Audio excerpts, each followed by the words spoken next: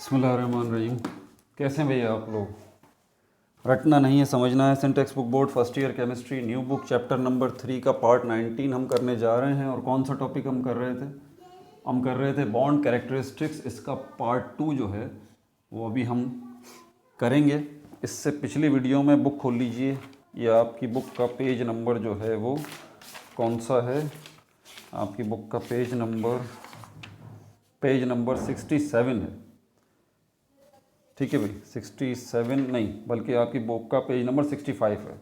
Bond characteristics, ठीक है। इसमें चार जो है वो कैरेक्टरिस्टिक्स, चार क्वालिटीज़ हैं बॉन्ड की, जो कि मैंने आपको बता दी थी। एक बॉन्ड एनर्जी है जिसको पिछली वीडियो में डिस्कस कर चुके।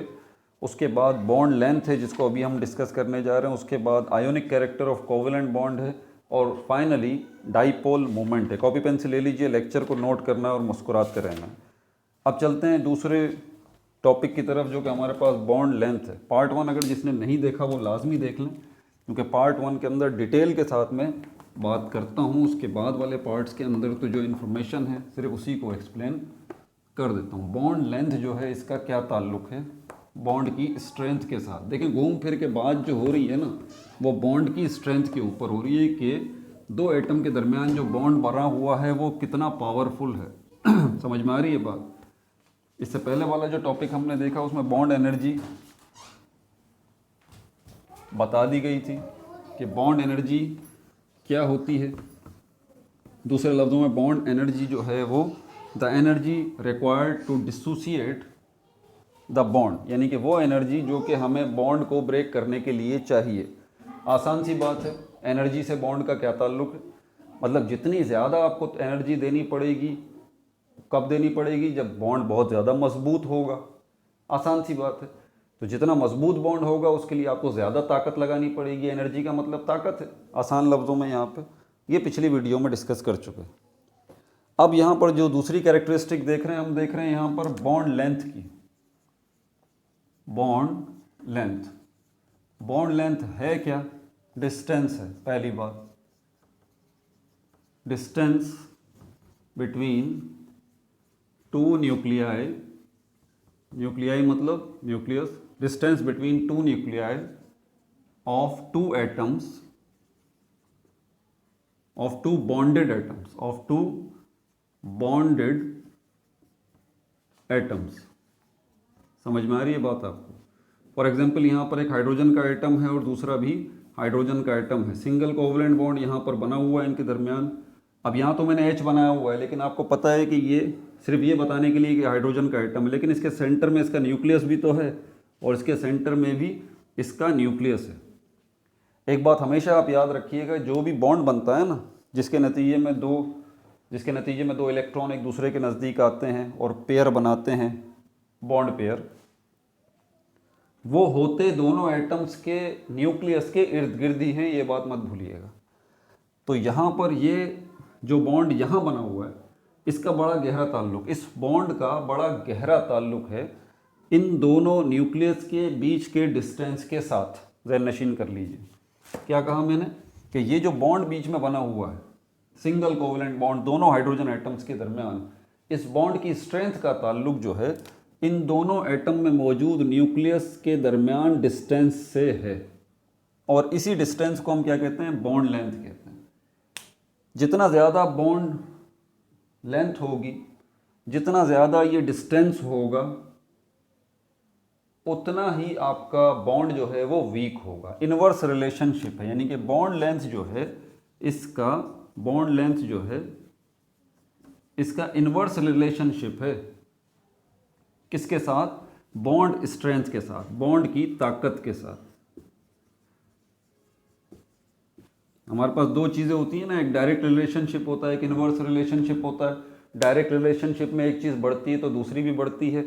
इनवर्स रिलेशनशिप में एक चीज़ बढ़ती है तो दूसरी कम होती है। तो जितना ज़्यादा बॉन्ड लेंथ, यानी कि ये डिस्टेंस जो है दो न्यूक्लियस के दरमियान का, ये ज़्यादा होगा, उतना ही जो है वो बॉन्ड वीक होगा। समझ में आ गई बात? अब हमें फैक्टर्स को डिस्कस करना है कि कौन से फैक्टर्स हैं, factors on which bond length depends, bond length depends.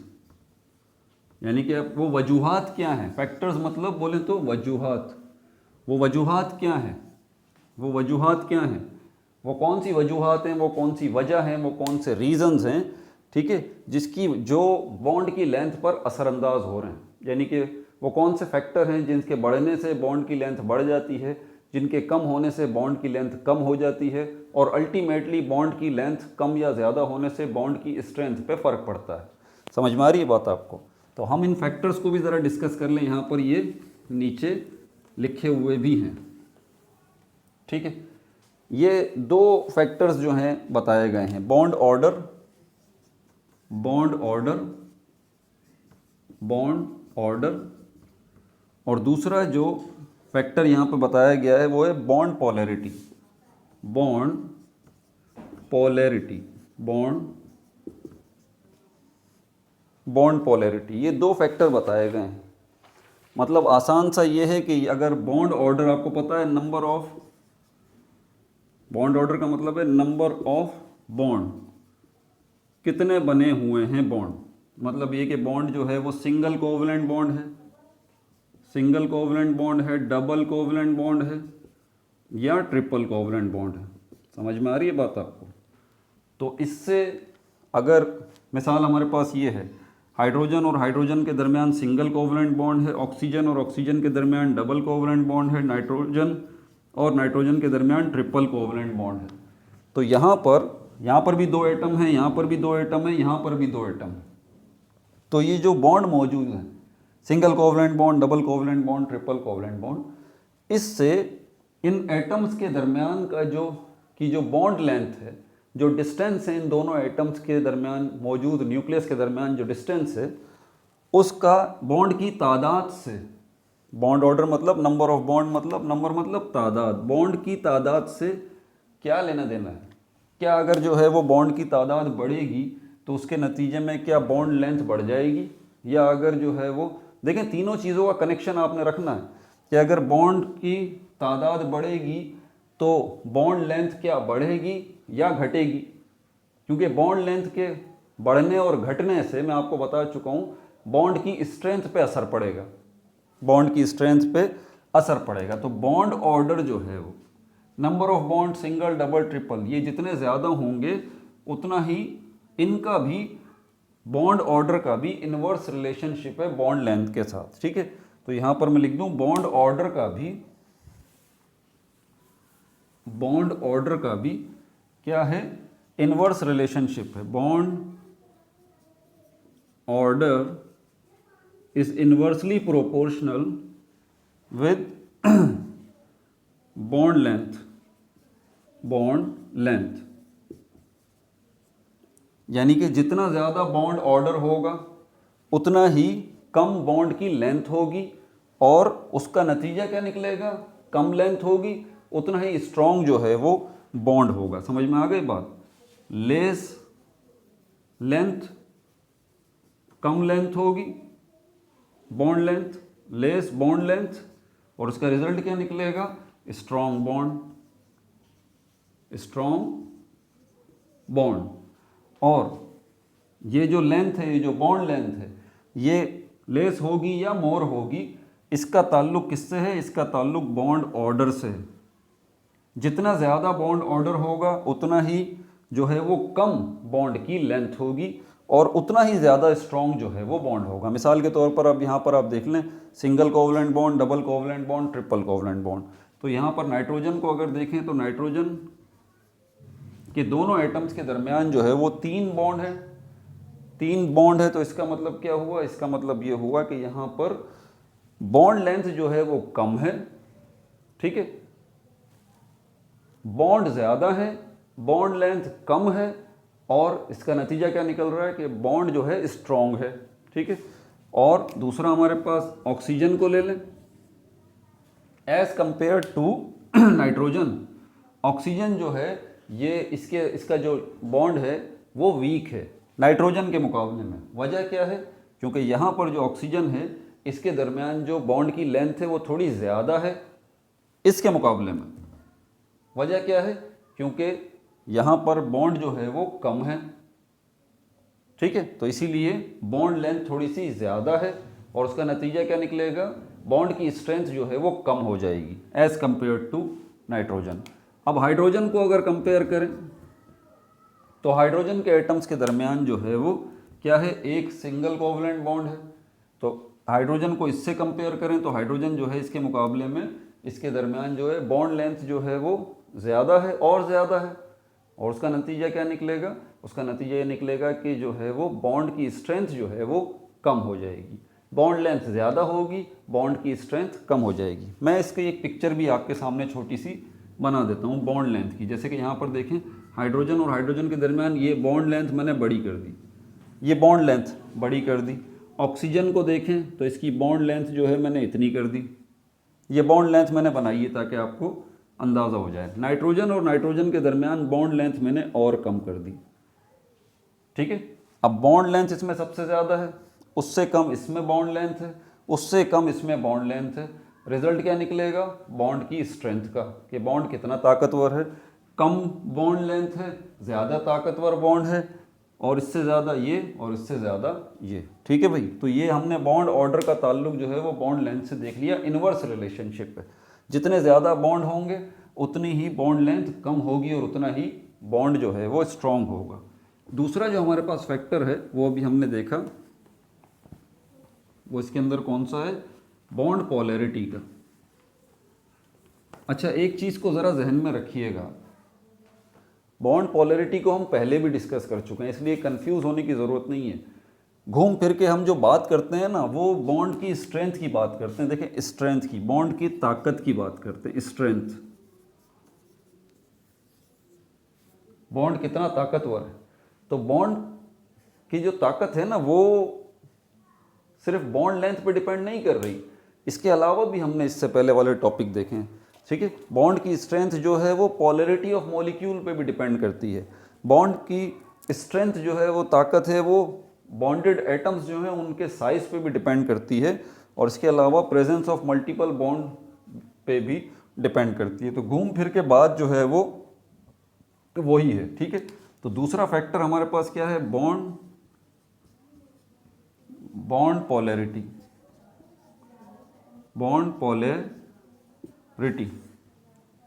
अब एक मॉलिक्यूल है हमारे पास जो है वो, इसका नतीजा क्या निकलेगा कि अगर हमारे पास बॉन्ड पोलैरिटी में हम ये देखेंगे कि जो एटम है क्या वो सेम एटम है, सेम एटम है, या वो डिफरेंट एटम है, या वो डिफरेंट एटम है। मिसाल के तौर पर हाइड्रोजन को ले लीजिए, H2 का मॉलिक्यूल, दोनों एटम सेम है, और HCl को ले लीजिए, दोनों एटम डिफरेंट है, ठीक है।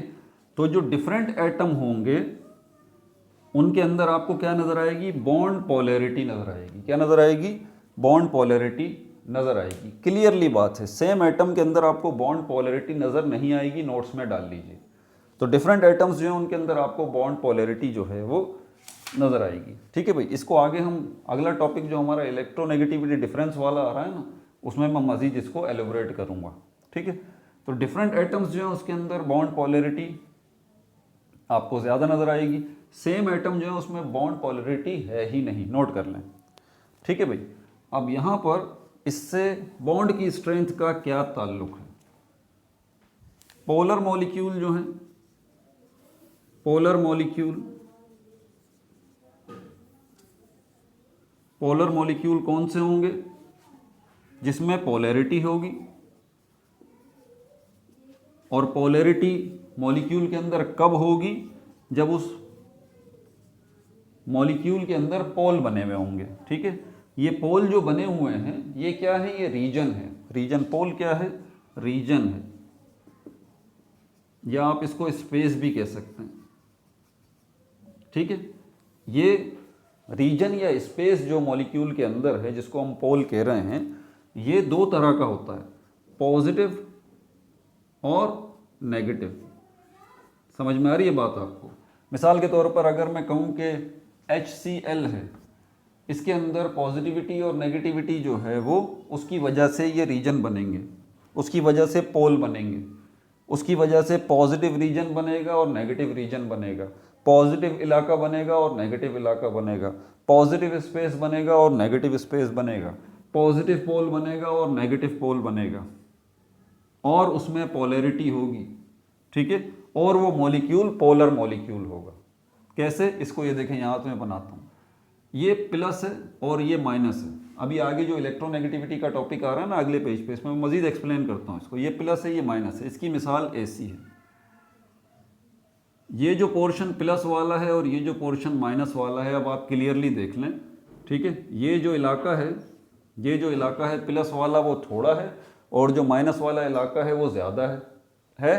तो ये सिचुएशन आपको जब नज़र आ रही है तो इसको आप क्या बोलेंगे, ये नेगेटिव इलाका जो है इसको आप क्या बोलेंगे, पोल बोलेंगे, और ये पॉजिटिव इलाका जो है इसको क्या बोलेंगे, ये भी पोल है। तो ये नेगेटिव इलाका जो है ये नेगेटिव पोल कहलाएगा, ये पॉजिटिव पोल कहलाएगा। और एग्जैक्टली HCl के अंदर भी ऐसा ही है, ये पॉजिटिव पोल है और ये जो है वो नेगेटिव पोल है। और अगर किसी मॉलिक्यूल के अंदर ये पोलैरिटी हो, ये पोल हो, पॉजिटिव पोल और नेगेटिव पोल, तो इससे बॉन्ड की लेंथ पर क्या फ़र्क पड़ेगा, बॉन्ड की लेंथ पर क्या फ़र्क पड़ेगा इस बॉन्ड पोलैरिटी की वजह से। यहाँ पर भी इन्वर्स रिलेशनशिप है, यहाँ पर भी क्या है, इन्वर्स रिलेशनशिप है। यानी कि जितनी बॉन्ड पोलैरिटी ज़्यादा होगी उतना ही बॉन्ड लेंथ जो है वो कम होगी। जितनी बॉन्ड पोलैरिटी ज़्यादा होगी, इन्वर्स रिलेशनशिप है, bond polarity is inversely proportional with bond length, और जितनी बॉन्ड लेंथ कम होगी, less bond length stronger bond. जितनी बॉन्ड लेंथ जो है वो कम होगी उतना ही बॉन्ड जो है वो स्ट्रॉन्ग होगा। समझ में आ गई बात। और ये चीज़ किस पे डिपेंड कर रही है, अब दूसरा जो फैक्टर कौन सा है, बॉन्ड पोलैरिटी, कि जितनी पोलैरिटी किसी मॉलिक्यूल के अंदर ज़्यादा होगी, जितनी पॉजिटिव रीजन और नेगेटिव रीजन ज़्यादा होगा किसी मॉलिक्यूल के अंदर, उतनी ही उसके अंदर पोलैरिटी ज़्यादा होगी, और उतने ही उसके अंदर जो बॉन्ड लेंथ है वो कम होगी, और उतना ही वहाँ पर जो बॉन्ड है वो स्ट्रॉन्ग होगा। क्लियर हो गई ये बात। तो बॉन्ड पोलैरिटी इन्वर्सली रिलेशनशिप है बॉन्ड लेंथ के साथ, ठीक है भाई, ये भी हो गया। ये जो बॉन्ड लेंथ है इसको हम मेजर किसके अंदर करते हैं, लेंथ है, तो ये बात तो बताई जा चुकी है कि ये बेसिकली क्या है, डिस्टेंस है। आपको पता है डिस्टेंस के हमारे पास यूनिट क्या होते हैं, बॉन्ड लेंथ डिस्टेंस है ना, दो एटम्स के जो न्यूक्लियस है उनके दरमियान का डिस्टेंस। तो डिस्टेंस को किस में हम मेजर करते हैं, हम जो है किलोमीटर में भी मेजर करते हैं, मीटर में भी, मिलीमीटर में भी, नैनोमीटर में भी, माइक्रोमीटर में भी, ठीक है। ये वो यूनिट है जो हमारी आम जिंदगी में आते हैं। अब ये जो हम बात कर रहे हैं ये पार्टिकल्स की कर रहे हैं। पार्टिकल्स बहुत छोटे होते हैं, दो एटम जो है बहुत ही छोटे हैं, हाइड्रोजन और हाइड्रोजन को ले लें तो इनके दरमियान का जो है वो, इनके दरमियान जो है वो जो डिस्टेंस है, इनके दो एटम के दरमियान जो न्यूक्लियस है उनके दरमियान का जो डिस्टेंस है, उसको किस में मेजर करेंगे हम, उसके लिए एक अलग यूनिट है जिसको एंगस्ट्रॉम कहते हैं, एंगस्ट्रॉम। इसको हम कैपिटल ए के ऊपर ये सर्किल बना होता है जिसको नॉट कहते हैं, ये इससे रिप्रेजेंट करते हैं, ठीक है। 1 एंगस्ट्रॉम जो है वो, 1 एंगस्ट्रॉम जो है वो कितने जो है वो मीटर के बराबर है। जैसे आपको पता है कि 1 किलोमीटर जो है 1000 मीटर के बराबर है, तो यहाँ पर हम यहाँ पर भी यही देखेंगे कि 1 एंगस्ट्रॉम जो है वो 10⁻⁻10 मीटर के बराबर, 10⁻⁻10 मीटर के बराबर है, ठीक है भाई। तो बॉन्ड लेंथ को हम इसमें जो है वो एक्सप्रेस करेंगे। मिसाल हमारे पास यहाँ पर हाइड्रोक्लोरिक एसिड की है, ठीक है। हाइड्रोजन और क्लोरीन के दरमियान जो बॉन्ड लेंथ है, ठीक है, वो कितने एंगस्ट्रॉम है वो यहाँ पर दिया हुआ उन्होंने, ये है 1.27 एंगस्ट्रॉम, ठीक है, 1.27 एंगस्ट्रॉम। और अगर हम दूसरी मिसाल हम जो है वो क्लोरीन और क्लोरीन की अगर लें, क्लोरीन भी देखें डायटोमिक मॉलिक्यूल है Cl2, ठीक है, ये 2 क्लोरीन के एटम हैं, इनके दरमियान अगर हम बॉन्ड लेंथ देखेंगे ना तो वो एंगस्ट्रॉम में। अब यहाँ पर मैं आपसे एक सवाल पूछता हूँ, ये सेम एटम है तो क्या पोलैरिटी होगी यहाँ पर, नहीं होगी भाई, ये पोलर मॉलिक्यूल नहीं है, ये नॉन पोलर मॉलिक्यूल है। इसमें जो कोवेलेंट बॉन्ड है वो नॉन पोलर कोवेलेंट बॉन्ड है, ठीक है, इसके अंदर, क्योंकि सेम एटम है। समझ में आ गई बात। और इसके अंदर जो हमारे पास बॉन्ड लेंथ होगी वो होगी कितनी, 1.99 एंगस्ट्रॉम, 1.99 एंगस्ट्रॉम। तो यहाँ पर हमारे पास जो है वो बॉन्ड लेंथ देखें थोड़ी है, यहाँ पर देखें बॉन्ड लेंथ जो है वो ज़्यादा है। तो बॉन्ड लेंथ अगर ज़्यादा है तो इसका मतलब पोलैरिटी कम है, इसमें तो खैर पोलैरिटी है ही नहीं। तो दूसरा क्या नतीजा निकलेगा इसका, बॉन्ड लेंथ अगर ज़्यादा है तो बॉन्ड उतना ही वीक है, और यहाँ पर बॉन्ड लेंथ अगर कम है तो बॉन्ड उतना ही स्ट्रॉन्ग है। ठीक है भाई, ये बात भी हो गई। एक और बात यहाँ पर इन्होंने बताई हुई है, वो भी साथ साथ आपको बताता चलूँ कि रेडियस अगर आपको याद हो, मैंने बताया था रेडियस जो है वो भी डिस्टेंस है, दो एटम्स के दरमियान का डिस्टेंस। ठीक है, मिसाल के तौर पर ये हाइड्रोजन है और ये हाइड्रोजन है, दोनों हाइड्रोजन के एटम एक साथ मौजूद हैं, ये इनके दोनों के इलेक्ट्रॉन मौजूद हैं। ठीक है, इस हाइड्रोजन का भी सेंटर में न्यूक्लियस है और इस हाइड्रोजन का भी सेंटर में न्यूक्लियस मौजूद है, इनका ये बॉन्ड डिस्टेंस है। अब यहाँ पर एक बात है कि ये बॉन्ड डिस्टेंस जो मौजूद है इसका ताल्लुक एक और चीज़ से है। क्या है हमारे पास कि क्या बात बताना चाह रहा था, मेरे जहन से निकल गया। हाँ, पार्टिकल कोई भी हो, ये बात जहन में रखिएगा, चाहे मॉलिक्यूल है, मॉलिक्यूल को भी पार्टिकल कहते हैं, एटम को भी पार्टिकल कहते हैं, इलेक्ट्रॉन, प्रोटॉन, न्यूट्रॉन, आयन, इन सबको पार्टिकल ही कहते हैं। कोई भी पार्टिकल है वो स्टैटिक स्टेट में नहीं है, स्टैटिक यानी कि हालत सुकून में नहीं है। ठीक है, जैसे कि आपको ये बोर्ड नज़र आ रहा है, ये एक जगह पे रुका हुआ है, पार्टिकल्स एक जगह पे रुके हुए नहीं होते, वो हर वक्त हरकत में होते हैं और उनकी हरकत को कहते हैं वाइब्रेटरी या वाइब्रेशनल मोशन। वाइब्रेशनल मोशन, ये हरकत होती है उनकी। अब यहाँ पर ये जो दो एटम आपस में जुड़े हुए हैं, हाइड्रोजन और हाइड्रोजन के, इन्होंने बॉन्ड बनाया हुआ है, मॉलिक्यूल बनाया हुआ है H2 का, तो ये भी हरकत में है और इनकी इस वाइब्रेटरी मोशन की वजह से अब इन दोनों एटम्स के दरमियान जो न्यूक्लियस है उनके दरमियान का जो बॉन्ड लेंथ है, इसी को हम रेडियस भी कहते हैं, ये बात मत भूलिएगा, इसी को रेडियस भी कहा जाता है, रेडियस। ठीक है, तो ये रेडियस मेजर करने के लिए फिर आपको क्या करना पड़ता है, आपको एवरेज डिस्टेंस लेना होता है, एवरेज डिस्टेंस लेना होता है दो एटम्स के दरमियान, एवरेज डिस्टेंस जो है वो लेना होता है। वजह क्या है, क्योंकि फिक्स एक जगह पर एटम रुक ही नहीं रहे, मुसलसल हरकत में है, वाइब्रेटरी मोशन है यहाँ पे, तो इसलिए आप रुकेंगे दो एटम तो उनके दरमियान के जो न्यूक्लियस है वो आप डिस्टेंस लेंगे ना, लेकिन ये एटम तो रुक ही नहीं रहे, इसीलिए हम जो है वो रेडियस जो लेते हैं किसी एटम का, वो अकेले एटम का नहीं ले सकते, हम दो एटम्स उसी फैमिली के, जैसे कि हाइड्रोजन और हाइड्रोजन, इनको साथ बिठा के और फिर इनके दरमियान का जो डिस्टेंस होता है जिसको बॉन्ड लेंथ भी कहते हैं, ठीक है, और उसी को हम यहाँ रेडियस कह रहे हैं। तो ये मेजर करने के लिए आपको ये एवरेज डिस्टेंस असल में आप लेते हैं, ये बात मत भूलिएगा। यहाँ पर सेल्फ असेसमेंट मौजूद है, उसको भी ज़रा आप सुन लीजिए, बहुत ही आसान है, इसमें मुझे कुछ बताने की ज़रूरत नहीं है। ये पेज नंबर 67 पे पहला बोल रहा है, what are the various parameters which correlate bond energy with bond strength. वो कौन से पैरामीटर्स हैं, वो कौन से फैक्टर्स हैं जिनका ताल्लुक है बॉन्ड की एनर्जी, जो आपको ये बताते हैं कि बॉन्ड की एनर्जी जो है उसका बॉन्ड की स्ट्रेंथ के साथ क्या ताल्लुक है।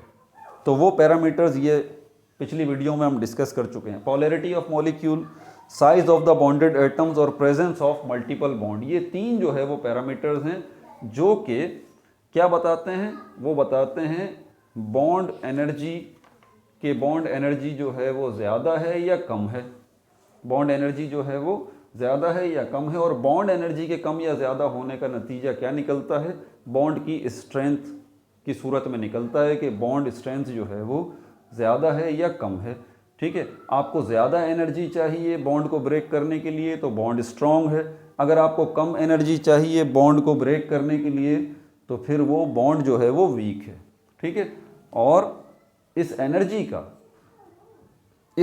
का ताल्लुक किससे है, बॉन्ड की पोलैरिटी से।